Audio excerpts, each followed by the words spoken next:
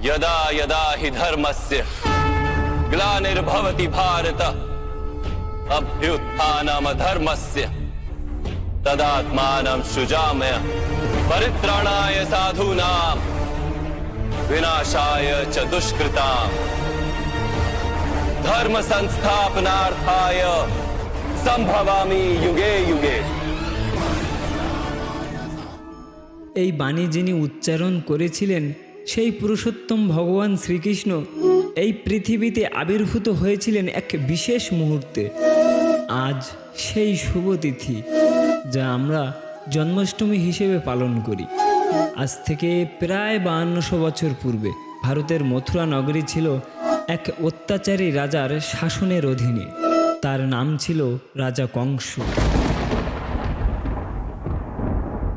কংসের অত্যাচারে প্রজারা হয়ে উঠেছিল অতিষ্ঠ। সে নিজের রাজ্যকে নিজের ইচ্ছা মতোভাবে ভয়ঙ্কর এক নরকে পরিণত করেছিল। এরই মধ্যে হঠাৎই সেই সময় রাজা কংস তার মিত্র বসুদেবের সঙ্গে তার একমাত্র বোন দেবকীর বিবাহ বন্ধনে আবদ্ধ করে এবং তাদের বিবাহের শোভাযাত্রায় কংস নিজে রথ চালাচ্ছিলেন।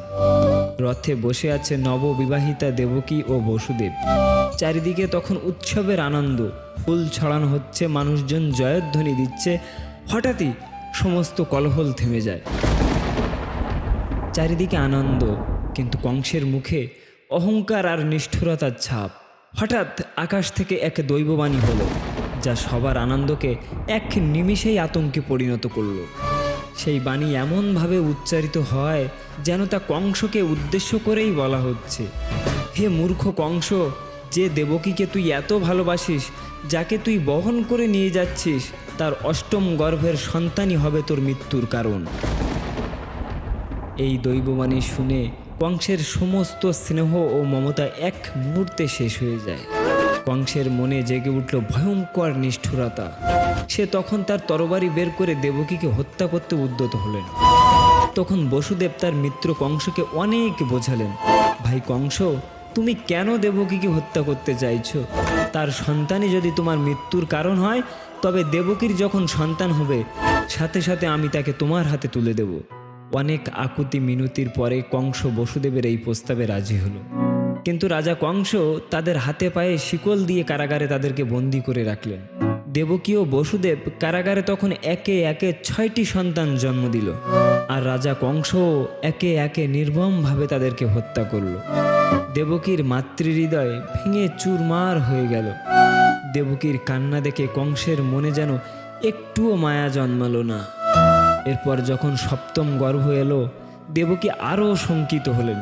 সেই সময়ে ভগবান শ্রী বিষ্ণু যোগমায়াকে নির্দেশ দিলেন দেবকীর 7ম গর্ভে থাকা শেষ অবতার বলরামকে বসুদেবের প্রথম পত্নী রোহিণী দেবীর গর্ভে স্থানান্তরিত করতে।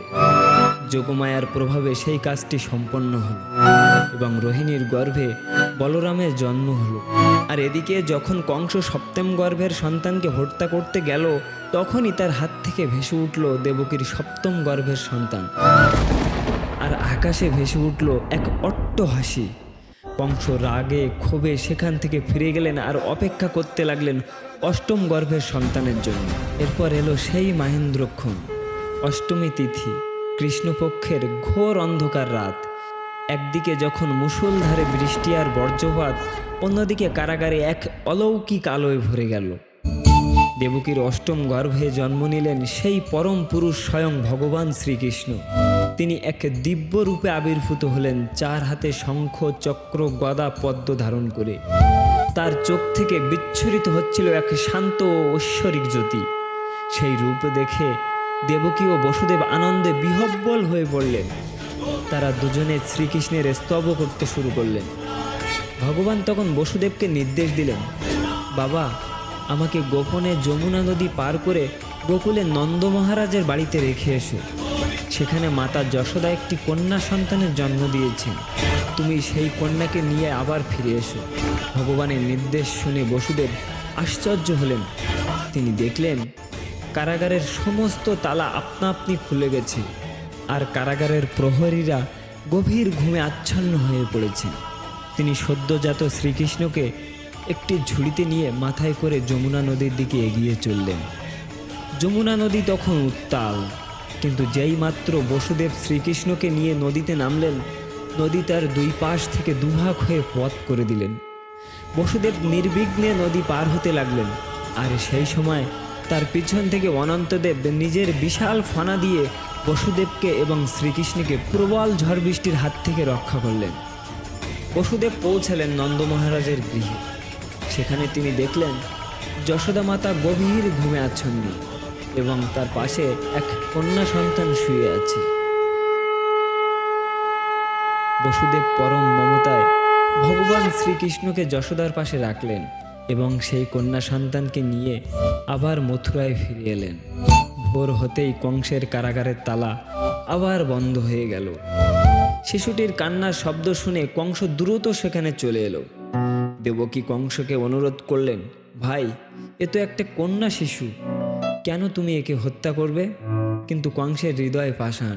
সে শিশুটিকে হাতে তুলে নিয়ে পাথরের উপর যেই না আছাড় মারতে গেল, ঠিক তখনই শিশুটি কংসের হাত থেকে ফসকে আকাশে উঠে গেল এবং এক দেবী রূপে আবির্ভূত হয়ে বললেন, ওরে মূর্খ, যাকে মারার জন্য তুই এত চেষ্টা করছিস, শুনে রাখো কংস, তোমারে বধিবে যে গোকুলে বাড়িছে সে।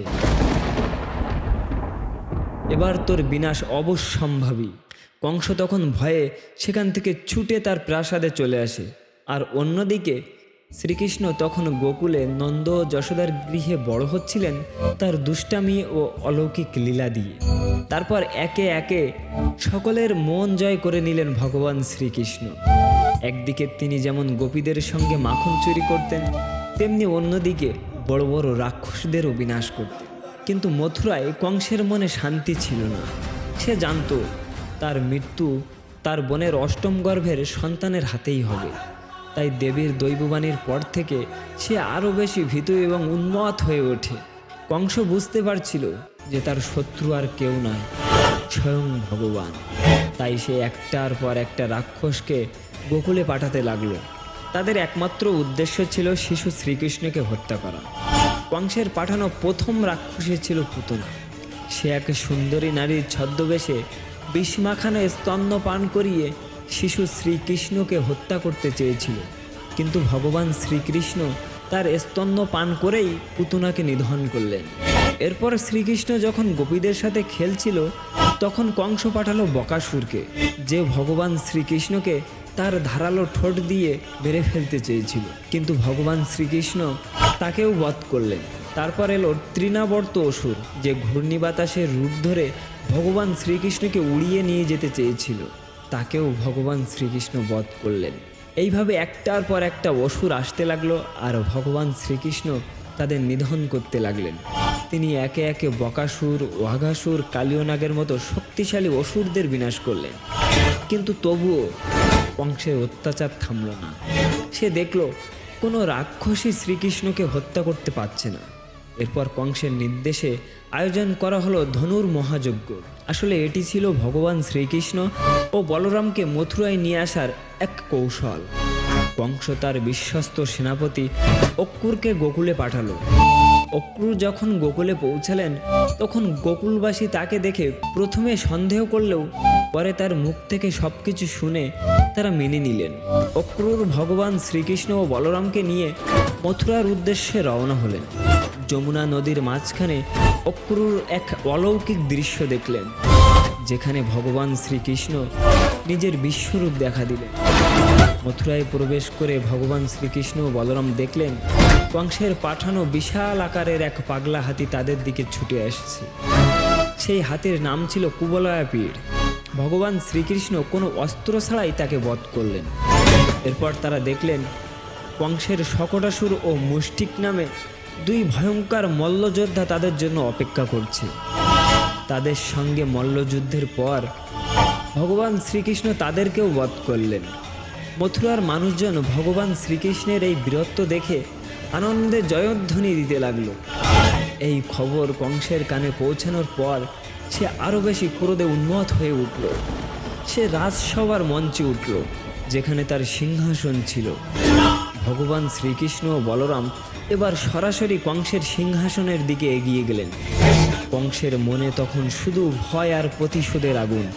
সে যখনই ভগবান শ্রীকৃষ্ণকে দেখতে পেল তখনই তার মনে পড়ল সেই দৈববাণী, অষ্টম গর্ভের সন্তানই তোর মৃত্যুর কারণ।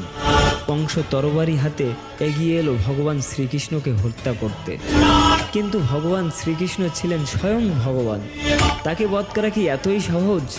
ভগবান শ্রীকৃষ্ণ কংসের আক্রমণ প্রতিহত করলেন এবং তাকে টেনে সিংহাসন থেকে নিচে নামিয়ে আনলেন।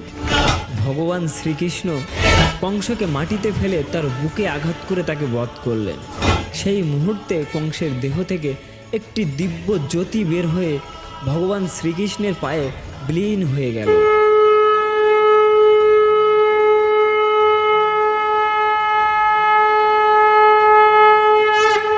কংস তার পূর্বজন্মে কালনেমি নামে এক অসুর ছিল, যাকে ভগবান বিষ্ণু বধ করেছিলেন।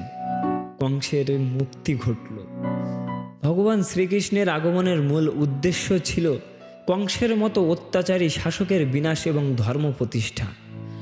কংসবধের পর ভগবান শ্রীকৃষ্ণ দেবকী ও বসুদেবকে তাদের কারাগার থেকে মুক্ত করলেন এবং মথুরার রাজত্ব উগ্রসেনকে ফিরিয়ে দিলেন। এরপর ভগবান শ্রীকৃষ্ণ গুরু সন্দীপনীর আশ্রমে গিয়ে শিক্ষা লাভ করলেন। ভগবান শ্রীকৃষ্ণ শ্রীমদ্ ভগবদ গীতাতে যেমন বলেছেন, यदा यदा हि धर्मस्य ग्लानिर्भवति भारत अभ्युत्थानम् अधर्मस्य तदात्मानं सृजाम्यहम्।